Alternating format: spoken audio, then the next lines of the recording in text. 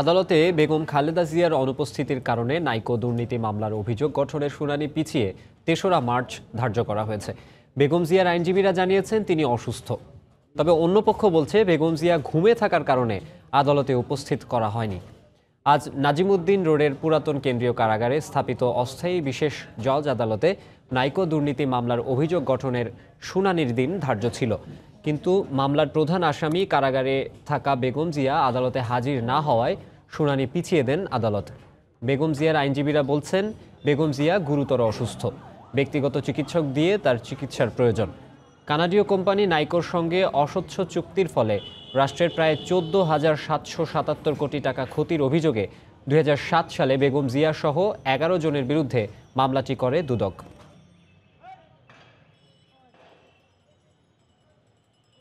বেগম জিয়া বিছানা থেকে ওঠার মতো তার অবস্থা এখন আর নাই। আমাদের তরফ থেকে তার চিকিৎসার ব্যবস্থা করার জন্য দরখাস্ত করা হয়েছিল। সে ব্যাপারে আদালত বলেছেন আজকে আদেশ দেবেন।